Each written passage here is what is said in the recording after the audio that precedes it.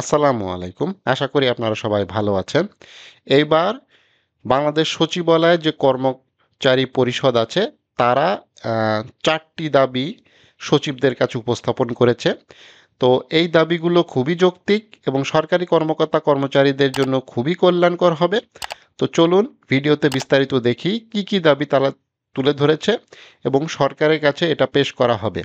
তো অবিলম্বে মর্গ ভাতাসহ কার্যকর ৪টি দাবি নিয়ে কর্মকর্তা কর্মচারী যে পরিষদ আছে, সচিবালয়ের যে কর্মকর্তা কর্মচারী পরিষদ, তারা কিন্তু সোচ্চার হয়েছে এবং তাদের যে অবস্থান, তারা যে অবস্থান নিতে যাচ্ছে সেই অবস্থানটা আসলে খুবই গুরুত্বপূর্ণ। সচিবালয়ে যে কর্মকর্তা কর্মচারী যে পরিষদ আছে, এরাই কিন্তু প্রথমে কিন্তু এই মর্গ ভাতা যে বিষয়টা সেটা কিন্তু প্রথমে উপস্থাপন করে এবং তাদের দাবির পরিপ্রেক্ষিতেই কিন্তু সরকার কিন্তু ৭ সদস্যের কমিটি করতে বাধ্য হয় এবং মর্গ ভাতা দিবে বলে এই ধরনের কথা বলতে কিন্তু বাধ্য হয়। যদিও সরকার সেটার পক্ষে কিন্তু এখন থাকতেছে না। সরকারের বিভিন্ন কার্যক্রম এবং অর্থ উপদেষ্টার বিভিন্ন কথাবার্তা দেখে বোঝা যাচ্ছে যে আপাতত মর্গ ভাতা দিতে চাচ্ছে না। বাট সচিবালয়ে যদি বড় ধরনের আন্দোলন বা বড় ধরনের দাবি কিন্তু উপস্থাপন করা হয়, সেটা কিন্তু মানে খুবই গুরুত্ব বহন করে। তো এই যে সচিবালয় কর্মকর্তা কর্মচারী যে পরিষদ আছে, তারা কিন্তু এই ১৬ তারিখে, অর্থাৎ ১৬ই ফেব্রুয়ারি কিন্তু তারা বিকেল ৪টার সময় মানে সচিবদের দপ্তরে কিন্তু একটা সভা অনুষ্ঠিত হয়েছে, যেটা খুবই গুরুত্বপূর্ণ। এই সভাতে উপস্থিত ছিল অর্থ সচিবের অর্থ সচিব ছিল উপস্থিত। মানে আসলে এটা কিন্তু অর্থ মন্ত্রণালয়েরই কাজ। অর্থ মন্ত্রণালয় মূলত এই মর্গ ভাতা, বেতন বৃদ্ধি, পে স্কেল, পে কমিশন তারাই কিন্তু মূলত বাস্তবায়ন করবে। তারাই আসলে প্রধান উপদেষ্টা বরাবর কিন্তু আবেদনটা করবে। তো সরাসরি তাদের সাথেই কিন্তু আলোচনা হয়েছে এবং তাদের কাছে কিন্তু ৪টি দাবি পেশ করা হয়েছে এবং এর সভাপতি, যে কর্মকর্তা কর্মচারী পরিষদের যে সভাপতি, সেটা হচ্ছে বদিউল করিম ও মহাসচিব নিজামুদ্দিন আহমেদ। এই বদিউল করিম এবং নিজামুদ্দিন আহমেদ এরা কিন্তু খুবই অ্যাক্টিভ। এর আগেও কিন্তু যখন মর্গ ভাতার বিষয়ে যেটা কর্মবিরতির একটা হুঁশিয়ারি ছিল সচিবালয়ে, সেটার সেটা তৎক্ষণাৎ এই সচিবরা কিন্তু সেদিনকে কিন্তু সরকারি ছুটি ছিল। সেই ছুটির দিনেও কিন্তু এদের সাথে কিন্তু বৈঠক করতে বাধ্য হয়। তো এদের যে কর্মপরিধি এবং এরা কিন্তু টাইম মতোই কিন্তু এই জিনিসটা করছে এবং দেখেন এটার বাস্তবায়ন কি তাড়াতাড়ি হয় আপনারা কিন্তু দেখতেই পারবেন। তাদের যে দাবি সেটা হচ্ছে নতুন পে কমিশন গঠন, কর্মচারীদের জন্য অবিলম্বে মূল বেতনের ৫০% মর্গ ভাতা। তো প্রথমে যে কমিটি গঠন করা হয়েছিল সেই কমিটি একটা প্রতিবেদন দিবে। সে প্রতিবেদন আসলেও কবে দিবে, তারা মিটিং কবে করছে, প্রধান উপদেষ্টার কাছে এ ধরনের কোনো কথা হয়েছে কি হয় নাই, এ বিষয়ে কিন্তু বিভিন্ন তর্ক বিতর্ক এবং যুক্তি আছে। এখন তারা কিন্তু সরাসরি ৫০% মর্গ ভাতা দাবি করতেছে এবং প্রস্তাবিত মর্গ ভাতার পরিবর্তে মূল্যস্ফীতির সঙ্গে সমন্বয় করে বেতনের সঙ্গে কমপক্ষে ৫টি ইনক্রিমেন্ট হিসেবে জিও জারি করতে হবে এবং এটা ইমিডিয়েটলি জারি করতে হবে, সেটাই কিন্তু মূলত তারা দাবি করেছে। বাংলাদেশ সচিবালয় কর্মচারীদের জন্য সরকারের অন্যান্য বেসামরিক সংস্থার ন্যায়, উদাহরণস্বরূপ দুদকের ন্যায় রেশন ব্যবস্থা বাস্তবায়ন সহ ৩০% হারে সচিবালয়ে ভাতার জন্য দ্রুত আদেশ জারি করতে হবে, অর্থাৎ রেশন ব্যবস্থা কিন্তু জারি করতে হবে। আপনারা জানেন যে সশস্ত্র বাহিনীর যে সকল কর্মচারী আছে, অর্থাৎ সেখানে কিন্তু সশস্ত্র বাহিনী সামরিক অসামরিক যে সকল কর্মচারী আছে তারা কিন্তু রেশন পায়। তো সেখানকার যারা সিভিলিয়ান আছে তারাও কিন্তু রেশন সুবিধা পাচ্ছে। বাট সাধারণ যে সরকারি কর্মকর্তা কর্মচারী আছে, বিশেষ করে কর্মচারীরা, তারা কিন্তু রেশন সুবিধাটা পায় না, কিন্তু দুদকে কিন্তু পেয়ে থাকে। সেটা আসলে উদাহরণস্বরূপ বলা হয়েছে যে দুদকের যারা বেসামরিক কর্মচারী আছে, অর্থাৎ সরকারি কর্মচারী আছে, তারা কিন্তু রেশন পাচ্ছে। তো ২০১৫ সালের পে কমিশন সুপারিশ অনুযায়ী যথাসময়ে পদোন্নতি না হওয়ার কারণে অবিলম্বে পূর্বের ন্যায় টাইম স্কেল ও সিলেকশন গ্রেড ব্যবস্থা পুনর্বহাল করতে হবে।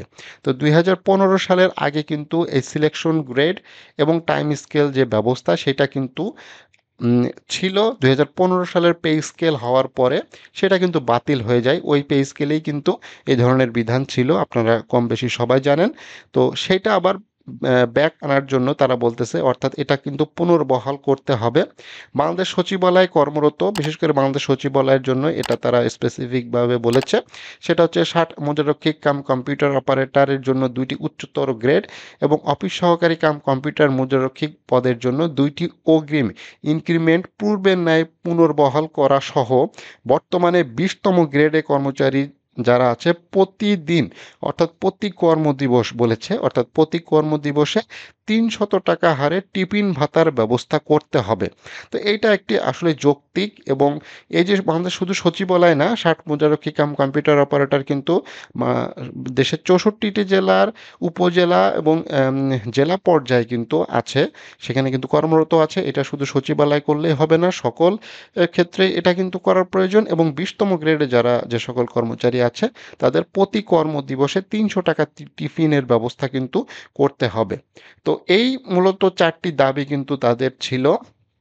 মানে এখন সরাসরি আসলে 4টি দাবি, আসলে দাবি তো আসলে অনেকগুলাই আছে, বাট এই 4টি দাবি ইমিডিয়েটলি বাস্তবায়ন করতে হবে। এবং অর্থ সচিবের সাথে এটা আলোচনা করা হয়েছে 16 ফেব্রুয়ারি তারিখে, এবং এটা কিন্তু খুবই গুরুত্বপূর্ণ, গুরুত্ব বহন করে, এবং এই ধরনের বৈঠক আসলে খুবই অর্থবহ কিন্তু আছে। তো অর্থ সচিবের নেতৃত্বে পেশকৃত দাবি যৌক্তিকতা অনুধাবন করে এবং অবিলম্বে দাবি বাস্তবায়নের ইতিবাচক মনোভাব পোষণ করেন। অর্থ সচিব কিন্তু এই দাবিটা কিন্তু আসলে ইতিবাচক হিসাবেই কিন্তু দেখতেছেন, এবং তিনি কিন্তু এটা দাবিটা যে আসলে অ্যাকচুয়াল সঠিক সেটা কিন্তু তিনি অনুধাবন করতে পারতেছেন। এবং এই ধরনের দাবি কিন্তু আসলে যদি সচিবালয় থেকে যখন এই ধরনের কথাবার্তা বা এই ধরনের দাবিগুলো আসে, সেটা কিন্তু সরকার কিন্তু যথেষ্ট গুরুত্ব দিয়ে দেখে। এখন যারা 11 থেকে 20 গ্রেডের বিভিন্ন কর্মচারী সংগঠন আছে তারা কিন্তু বিভিন্ন জায়গায় সমাবেশ, বিভিন্ন দাবি রাখতেছে, সেইটা কিন্তু সরকার এতটা গুরুত্ব দিচ্ছে না। বাট সচিবালয়ে যদি এই ধরনের কোনো সমাবেশ বা কোনো দাবি যদি নেওয়া হয়, সেটার কিন্তু গুরুত্ব খুবই বেশি, এবং এটা কিন্তু একেবারে সরাসরি সচিবদের সাথে আলোচনা করেই এই ধরনের ডিসিশনগুলো কিন্তু নেওয়া হয়। তো এটা কার্যকরী হওয়ার সম্ভাবনা খুবই বেশি। সরকার কিন্তু এখানে যদি কোনো ধরনের কোনো সিদ্ধান্ত নিয়ে থাকে যে এখন দিতে পারতেছি না বা দিব না, সেটা কিন্তু সরকার সরে এসে ইমিডিয়েটলি হয়তো এটা একটা ঘোষণা আসতে পারে। তো এ সময় এদের মধ্যে উপস্থিত ছিল বেলাল হোসেন, মিজানুর রহমান, সোহরা হোসেন, আশরাফুল ইসলাম, রহমতুল্লাহ বাবু, আব্দুল হালিম, নুরুজ্জামান, কামরুজুল ইসলাম, মোহাম্মদ আরিফ ও ইসমাইল প্রমুখ। এগুলো কিন্তু এই যে বাংলাদেশ সচিবালয় কর্মকর্তা কর্মচারী যে পরিষদ আছে, সেই পরিষদের মূলত প্রথম সারির নেতা, এবং তারা কিন্তু এই 4টি দাবি দিয়েছে: 50% মর্গ ভাতা, প্লাস হচ্ছে 20তম গ্রেডে 300 টাকা করে ডেইলি টিফিন ভাতা দিতে হবে, এবং 60 মোজাররক্ষী বা মোজাররক্ষী কাম কম্পিউটার অপারেটর তাদের ইনক্রিমেন্ট দিতে হবে, এবং যে পূর্বের পে কমিশনের সুপারিশ থেকে পদোন্নতি না পাওয়া অবিলম্বে টাইম স্কেল এবং সিলেকশন গ্রেডের ব্যবস্থা পুনর্বহাল করতে হবে, এটা ইমিডিয়েটলি। তো এইগুলো দাবিগুলো কিন্তু আসলে খুবই যৌক্তিক, যেহেতু এটা একটা গোপন না, আসলে এটা কিন্তু ভালো একটা সিক্রেট না। তো এটা কিন্তু একটা বেশ ওপেনলি মিটিং হয়েছে, এবং বেশ ভালো একটা মিটিং হয়েছে। অর্থ সচিব এখানে উপস্থিত ছিল।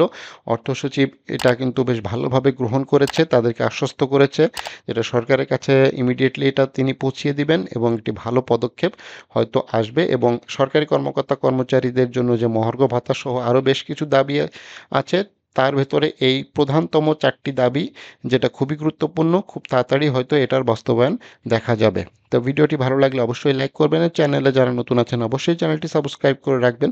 ফেসবুক পেজ থেকে যদি এই ভিডিওটি দেখে থাকেন অবশ্যই পেজটি লাইক এবং ফলো করে রাখবেন।